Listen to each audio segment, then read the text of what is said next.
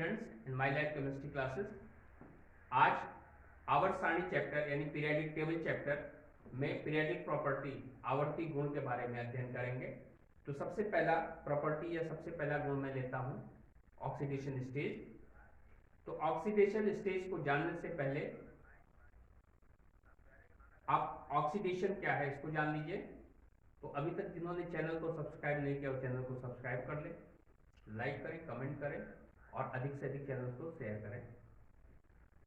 तो oxidation stage को मैंने अपनी पिछली वीडियो में बताया था कि ऑक्सीडेशन स्टेज है क्या।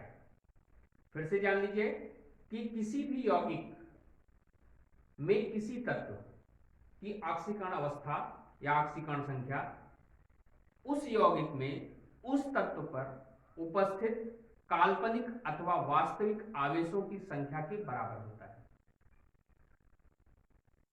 या फिर से जान लीजिए, किसी भी यौगिक में उपस्थित किसी भी तत्व की ऑक्सीकरण अवस्था उस यौगिक में उस तत्व पर उपस्थित काल्पनिक अथवा वास्तविक आवेश की संख्या को कहते हैं। सपोज दैट कोई कंपाउंड हमने ले लिया, सपोज दैट HCl ले लिया। HCl हाइड्रोक्लोरिक एसिड, ये एक यौगिक है, कंपाउंड है। इसमें अगर हम इसका आयनन करते हैं तो पाते क्या है, H+ और Cl-। इस तरह से दो स्पीशीज हमको मिल जाती हैं, प्लस H और Cl-।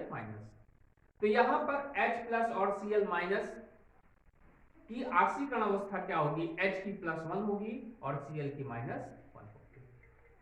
हेंस हम क्या सकते हैं कि किसी भी यौगिक में किसी तत्व की ऑक्सीकरण अवस्था उसमें उस तत्व के आवेश के बराबर होता है। उस तत्व पर जो भी आवेश हो, चाहे वो वास्तविक हो चाहे काल्पनिक हो, उस आवेश की संख्या ही उस तत्व की ऑक्सीकरण अवस्था कहलाती है।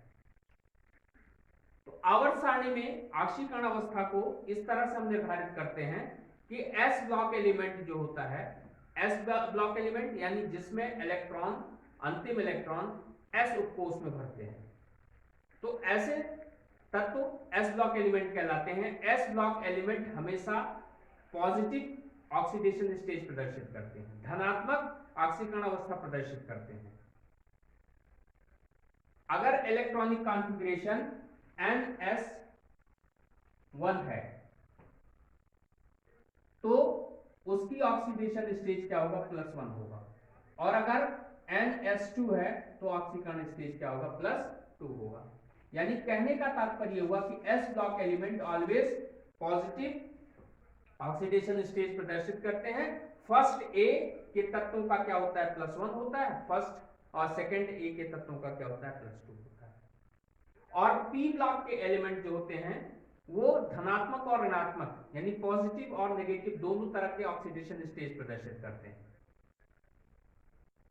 धनात्मक ऑक्सीकरण अवस्था P उपकोष में उपस्थित नंबर ऑफ इलेक्ट्रॉन पर निर्भर करती है।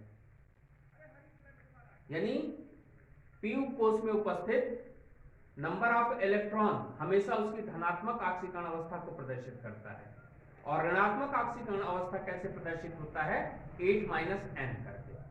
यानी कह सकते हैं कि P ब्लॉक एलिमेंट की ऑक्सीकरण अवस्था मैक्सिमम धनात्मक +7 तक जाती है।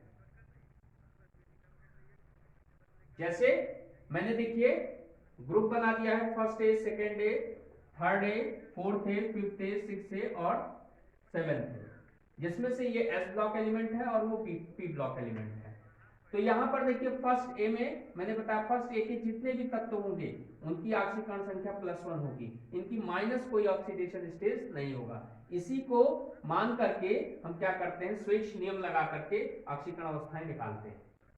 फिर सेकेंड A का +2 होता है, तो +2 ऊपर से नीचे तक यानी B मक्का सरबरा ये पूरे तत्व क्या करते हैं, +2 ऑक्सीकरण स्टेज शो करते हैं। इसी को मान करके स्विच नियम को ध्यान में रख करके हम किसी कंपाउंड में किसी तत्व की ऑक्सीकरण स्टेज निकालते हैं।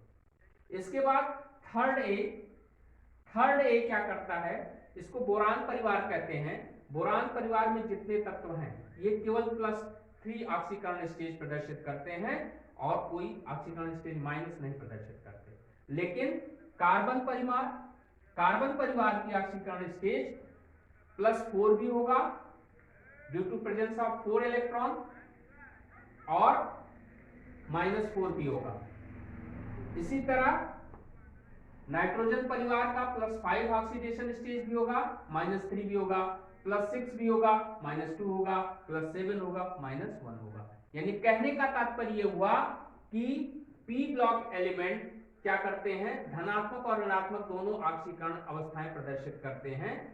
ठीक, अगर धनात्मक ऑक्सीकरण संख्या प्रदर्शित करेंगे तो उस ऑक्सीकरण संख्या का निर्धारण हम उनके बाह्य कोश में p उपकोश में उपस्थित इलेक्ट्रॉनों की संख्या के धनात्मक मान के बराबर होगा। और ऋणात्मक ऑक्सीकरण अवस्था कैसे निर्धारित करेंगे, वहां पर हम फार्मूला लगाएंगे 8 - n, यानी 8 - n आउटर मोस्ट जो इलेक्ट्रॉन होंगे उनको 8 से हम माइनस कर देंगे तो जो हमको यील्डिंग प्राप्त होगी वो उनकी ऋणात्मक ऑक्सीडेशन यानी नेगेटिव ऑक्सीडेशन स्टेज होगा। तो इस तरह से हमने देखा कि ऑक्सीकरण अवस्थाएं जो होती हैं वो S का फिक्स है, S के बाद अन्य तत्वों की ऑक्सीकरण संख्याएं कंपाउंड पर निर्भर करती हैं, यौगिक पर निर्भर करती हैं। फ्लोरीन और ऑक्सीजन ये दोनों अपवाद स्वरूप हैं, इनकी ऑक्सीकरण अवस्थाएं अलग अलग आती हैं।